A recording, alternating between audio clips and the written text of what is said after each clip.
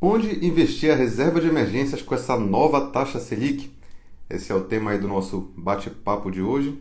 Essa é a live 3 de 100, né? Então, para quem acompanhou desde a primeira, estou com uma meta aqui de fazer 100 lives seguidas.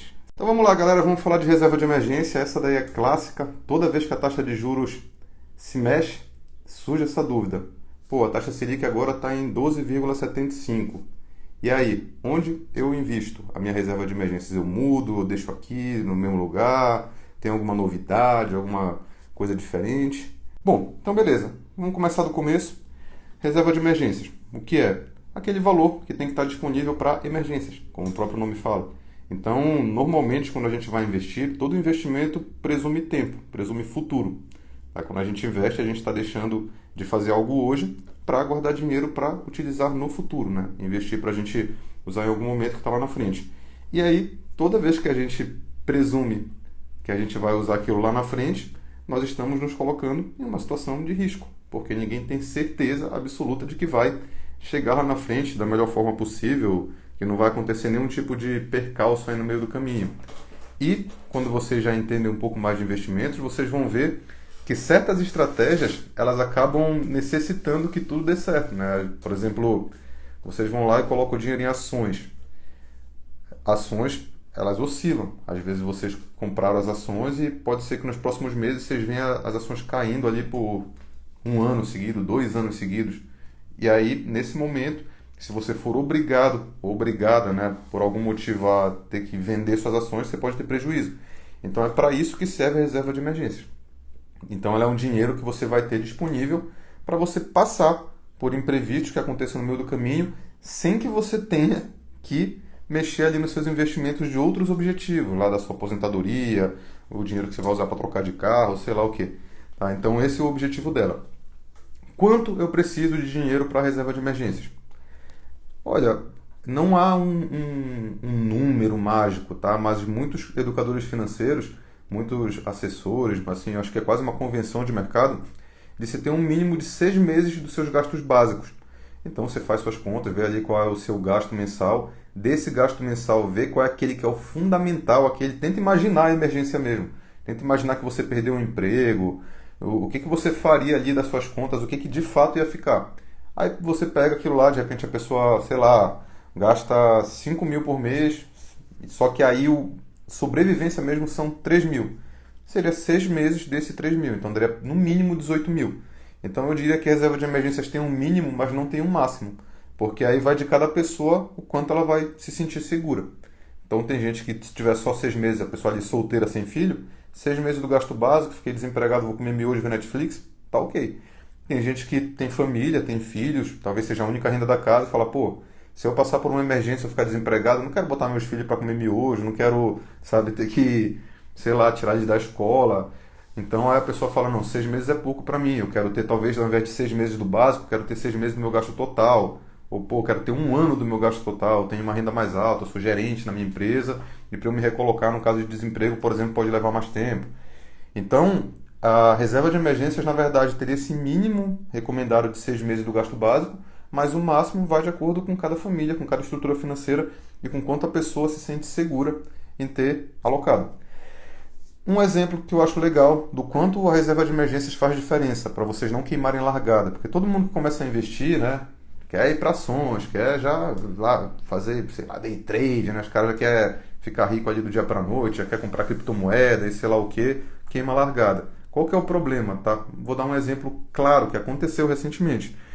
Em 2019, se eu não me engano, a bolsa teve um mini rally, né? Ela deu uma crescida, subiu, é aquela hora que todo mundo é gênio. Parece que qualquer ação que você compra está subindo. Aí tá todo mundo ganhando dinheiro, né? Aí todo mundo se empolga e várias pessoas foram lá e falaram o quê? Pô, vou pegar todo o meu dinheiro e colocar em ações, porque agora eu vou ficar rico. Beleza, colocaram. Por alguns meses deu certo, continuou subindo. Chegou a nossa, né, nossa tão odiada, não vou falar o nome, né? O Voldemort. Eu nunca sei se ainda pode falar o nome desse troço ou não, se vai cortar o alcance. Ali em 2020. E basicamente muita gente foi demitida, né? Muita gente perdeu o emprego. E aí vocês imaginam essa pessoa que estava ali com 100% do patrimônio em ações. E ela foi desempregada, foi demitida. E ela foi lá e falou, pô, vou ter que vender minhas ações para sobreviver. para pagar minhas contas. Só que adivinha o que aconteceu com o mercado de ações neste momento? Ele caiu quase 50%. Então a pessoa foi obrigada a vender as ações no pior momento possível, porque ela não tinha uma reserva de emergência. Ela queimou a largada e colocou todo o dinheiro em ações. Danilo, se ela tivesse uma reserva de emergência, teria feito a diferença? Opa! Primeiro que muitas se recolocaram, né? Elas podem ter conseguido arrumar outro emprego. E segundo que 6 meses a bolsa voltou para um patamar muito similar ao que estava antes. Então, se a pessoa tivesse a reserva de emergências que durasse os 6 meses, e mesmo assim ela não tivesse conseguido se recolocar, tivesse chegado realmente nesse ponto que ela tivesse que vender as ações, ela pelo menos teria conseguido vender por um valor similar ao que ela tinha. Ela não teria tido essa perda ali de quase 50% do patrimônio. Então, esse é o objetivo da reserva de emergências. É aquele dinheiro que é o primeiro que você gasta se der merda, tá? Então, é basicamente isso. Bom, quais são os pilares de uma reserva de emergências? Eu vou falar para vocês e anotem isso, porque isso nunca muda, nunca muda. A reserva de emergência ela precisa ter muita liquidez, extrema liquidez. Por quê? Porque a emergência pode acontecer a qualquer momento. Pode acontecer hoje, pode acontecer daqui a pouco, amanhã, daqui a 2 meses, a gente não sabe quando ela vai acontecer. Então o dinheiro tem que estar disponível. Eu já vi pessoas falando, mas o investimento XYZ, que tem uma rentabilidade um pouco melhor, ele tem liquidez diária, mas com uma carência de 90 dias. Será que sua emergência não vai acontecer nesses 90 dias? Há uma chance pequena? Sim, mas é a única reserva de emergência que você tem. Você vai correr esse risco, às vezes, por um pouquinho de rentabilidade a mais? Então é algo a se pensar, tá? Primeira coisa, tem que ter muita liquidez. Segunda coisa, tem que ter muita estabilidade. Reserva de emergências não pode oscilar. Se você calculou que você precisa ter 6 meses dos seus gastos básicos para uma grande emergência, você precisa de 6 meses dos seus gastos básicos. Não pode acontecer de emergência, fui demitido. Eu tinha 6 meses e agora quando eu fui olhar na corretora eu tenho 3, né? Porque minhas ações caíram, como aconteceu com esse fato que eu acabei de falar para vocês, que eu tive relatos de seguidores. Tá? Então, não pode. Tem que ser algo muito estável. E por último, o que tem que ser? Rentável. Não tem que ser rentável necessariamente. O terceiro pilar é a segurança. Tem que ser algo muito seguro. Então fujam de, coisinha suspeita. Tem um amigo meu que tem um negócio ali que é liquidez diária, é super estável, mas paga ali 5% ao mês, 10% ao mês e tal. Um negócio ali que é um negócio ali de, nem entendo de negócio de criptomoeda, um negócio ali de avestruz, um negócio ali de, ele tem uma mina de diamantes e aí ele consegue render e te pagar diariamente. Suspeito, né, galera? Então há uma grande probabilidade de no meio do caminho teu dinheiro ser perdido. E aí você ter que começar do zero e vai passar de novo por um período vulnerável. Então, galera, 3 pilares: liquidez, segurança, estabilidade. Notem que eu não falei rentabilidade. Rentabilidade para reserva de emergências é um critério de desempate. Quando você encontra a lista de investimentos que tem liquidez, segurança e estabilidade, aí você pode usar, de fato, a rentabilidade como um fator de desempate. Mas não fiquem buscando rentabilidade necessariamente com a reserva de emergências. Isso é uma coisa importante, porque, por exemplo, quando a gente estava com a taxa de juros a 2%, ali 2 anos atrás, eu não sei vocês, mas eu me perdi nesse bolo aí da doença lá, porque eu já não sei se foi 2021, 2022, 2020, enfim. Quando a taxa de juros estava ali em 2%, basicamente a gente estava perdendo para a inflação, se deixasse o dinheiro em alguma solução que tivesse os 3, né? Liquidez, segurança e estabilidade. E muita gente ficava, eu estou perdendo para a inflação, vou mudar meu dinheiro para outro lugar. Galera, você não pode abrir mão dos 3. E naquela época, infelizmente, não tinha nenhuma opção que tivesse os 3 e estivesse ganhando da inflação. Então é um período que a gente engole uma rentabilidade negativa, não tem o que fazer. É mais importante que tenha as 3 coisas. Pedindo, dá um exemplo, fica tranquilo que eu vou já falar vários exemplos aqui em seguida que tem esses 3 pilares. Então a gente está só finalizando aqui a parte teórica. Então, é isso. Se vocês tiverem isso em mente, vocês sempre vão conseguir avaliar qualquer coisa que surja, uma novidade de reserva de emergências. Tem liquidez, segurança e estabilidade? Tem. Legal, então você pode analisar. Então agora nós vamos para as opções, de fato, de investimentos que tenham essas 3 coisas. Primeira, Tesouro Selic. Tesouro Direto, falamos dele ontem. para quem não sabe, tem mais de uma opção. Tem o Tesouro Selic, tem o Tesouro Prefixado com juros semestrais, Tesouro IPCA+, Tesouro IPCA+, com juros semestrais. O que funciona para reserva de emergência é só o Tesouro Selic. Quem assistiu a aula de ontem viu que o Tesouro Selic é o único que tem uma rentabilidade diária acumulativa. Todo dia ele pega o CDI, a Selic diária e acrescenta no valor que você tem investido. Alguém até perguntou aqui sobre aquela taxazinha que tem a mais, né, que a gente chama de ágio e deságio. É uma taxa, de certa forma, para equilibrar a necessidade do Tesouro Nacional. Quando eles veem ali que precisa vender um pouco mais, em certas situações de mercado, eles dão essa mini taxinha ali para dar um incentivo, e em certos momentos contrários pode até ter uma taxinha negativa, como aconteceu no momento ali que a taxa Selic estava muito baixa. Eles tinham que vender o título com um pouquinho de desconto em relação ao valor de face dele, e basicamente você tinha uma taxinha até negativa em algumas situações. Mas é isso. Mas é uma taxa que muitas vezes, assim, eu acho que em 99% dos casos ela é irrelevante. Vai tirar um negocinho a mais ali, quase que não faz diferença. Mas é o Tesouro Selic, porque o Tesouro Selic tem exatamente isso. Ele tem a liquidez, você pode resgatar a qualquer momento. Antigamente ele só tinha liquidez D+1, você solicitava num dia, caía no outro. Mas atualmente, se você solicitar, se não me engano, até 1 da tarde, acredito que é 1 da tarde, ela cai até o mesmo dia. Então ele tem liquidez D+0 em certas situações. Logo, você consegue ter o dinheiro para uma emergência. Segundo, não usem, pelo amor de Deus, Tesouro IPCA+, e Tesouro Prefixado para reserva de emergências, que eles não funcionam dessa forma. Quem tiver dúvidas, assista a aula de ontem para eu não ficar repetindo aqui muito assunto, senão isso aqui vai até meia-noite. Segunda opção, CDB, versão com liquidez diária. Tá? CDB, aquele investimento bancário, você empresta dinheiro para o banco, por uma taxa ali que o banco te paga, o banco vai lá e empresta para outra pessoa por uma taxa 10 vezes maior e ganha esse lucro que a gente chama de spread. E aí te devolve o dinheiro naquela data acordada. Então, basicamente é isso que um CDB faz. Só que aí, a maioria dos CDBs tem liquidez no vencimento, ou seja, eles vão te pagar o dinheiro lá no final, mas a versão com liquidez diária tem o quê? Liquidez diária. Você consegue resgatar o título a qualquer momento. Mas notem, procurem algo como liquidez diária, resgate imediato, vão lá, sempre que vocês estiverem na corretora, tem os detalhes, principalmente de liquidez, que costuma estar muito visível. Procurem só os que tiverem liquidez diária. E muitas vezes tem até um filtro. Encontrar só as opções com liquidez diária. Cuidado para vocês não colocarem num CDB 2024 que tem liquidez só no vencimento, aí o dinheiro vai ficar preso até o vencimento. Esse não serve. Tem que ser o com liquidez diária. E de preferência de um bom emissor. De um bancão ou alguma instituição que esteja tendo lucro, porque por mais que o CDB seja protegido pelo FGC, ele tem segurança por causa disso. É aquela história do seguro, a gente tem para não usar. A gente prefere que a instituição não vá à falência e a gente tenha que ativar o FGC. E o Tesouro tem a segurança porque o governo tem a impressora de dinheiro, e aí se ele tiver um problema para pagar, ele vai lá, imprime dinheiro, inflaciona a economia e te paga. Então ele tem segurança nesse sentido. E aí o CDB de grandes bancos.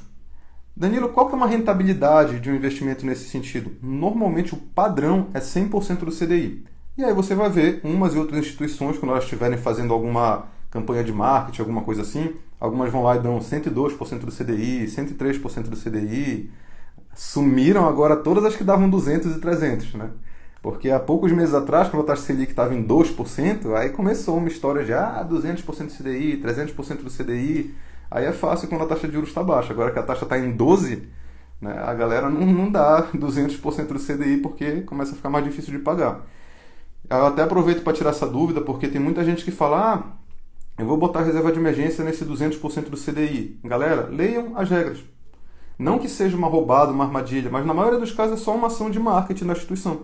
Ela foi lá e usou isso ali como orçamento de pegou o orçamento de marketing e vai colocar para isso, porque ela vai basicamente te garantir a Selic normal, e essa diferença de ser 100% a mais, ela vai tirar de algum lugar ali do dinheiro dela para te pagar isso do bolso. Tanto que você vê que a maioria desses que te paga 200%, 300%, eles têm um monte de amarra. Tem, por exemplo, só pode ser por 90 dias, valor máximo de R$5.000, e sei lá o que, enfim. Então tem várias regrinhas, né? Aí só pode resgatar com toda a rentabilidade em lua cheia, do ano bissexto, em ano de Copa. Então, costuma ter, porque eles estão se protegendo, obviamente. Imagina, o cara vai lá e coloca 5 milhões a 200% do CDI para daqui a 2 anos. Falia a instituição. Então, costuma ser uma jogada de marketing. Não que seja ruim, mas você tem que fazer conta. Daqui a pouco a gente fala um pouquinho sobre isso. Bom, então eu falei do CDB de liquidez diária, perguntaram se vai para o YouTube. Vai, tá, galera? Então também dê essa força lá. Quem não estiver me seguindo no YouTube ainda, me sigam lá. Todos esses vídeos mais aprofundados eu coloco lá, porque o Instagram não é tanto lugar para ficar falando de coisa mais avançada. Então aqui eu tento falar de um conteúdo um pouco mais raso. E lembrando que quem é aluno já de algum curso meu, eu vou lançar a comunidade gratuita para quem já é aluno, só para a gente ficar falando de coisas mais avançadas lá, falar de investimento, olhar títulos ali de renda fixa, falar de estratégia, coisas que aqui no Instagram às vezes a gente não consegue aprofundar muito. Beleza, então falamos Tesouro Selic, CDB com liquidez diária. Terceiro, fundos DI ou fundos simples. O que é isso? Tá? Um fundo DI é um fundo referenciado DI. DI é essa taxa, que também é chamada de CDI, que ela é normalmente igual à taxa Selic. Se a taxa Selic hoje está em 12,75% ao ano, a taxa CDI, a taxa DI, está em 12,65%, 0,1% a menos. Ah, então não vou investir na Selic. Não, galera, porque essa Selic está 12,75% é a Selic meta.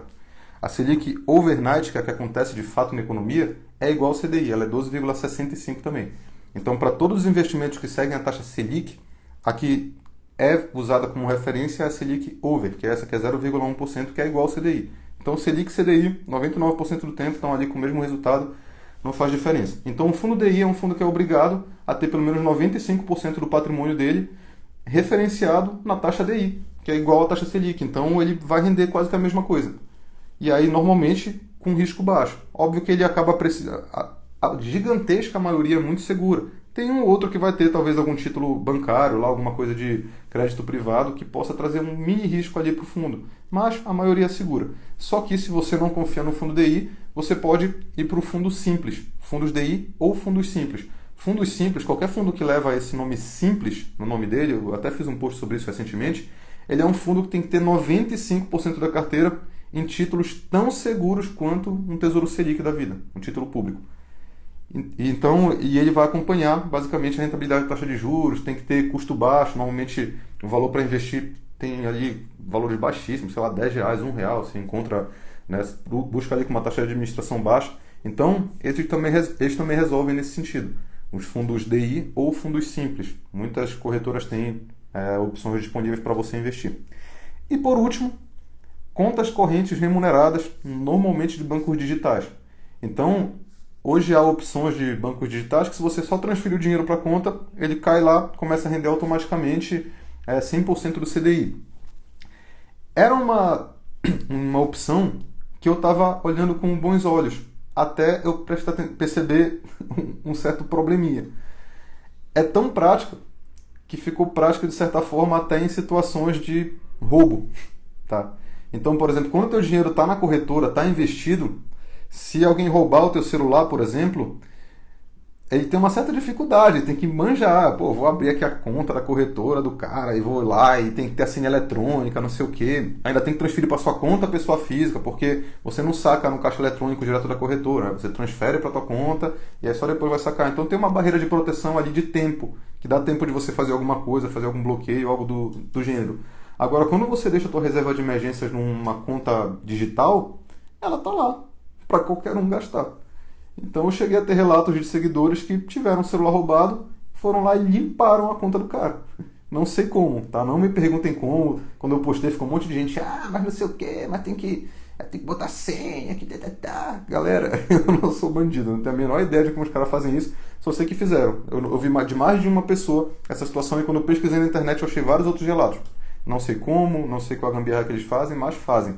Então o dinheiro que está ali 100% disponível, você deixa lá R$30 mil na conta ali do banco digital, rendendo que é a tua reserva de emergência, de fato tem essas três coisas, mas a gente tem que pensar na vida real. A gente está sujeito a esse tipo de coisa, podem roubar teu celular e limpar todo o teu dinheiro. Então é uma coisa que a gente quer evitar. Pode usar? Pode, mas eu tenho agora preferido deixar lá só o dinheiro, aquele assim da emergência imediata. Se são 6 meses a reserva de emergência, deixar talvez equivalente a um mês lá, só para ter assim, né, até minimizar os riscos nessa situação. E óbvio, a gente mais do que nunca está tendo que aprender formas de usar as opções de segurança do celular, dos aplicativos para evitar esse tipo de coisa.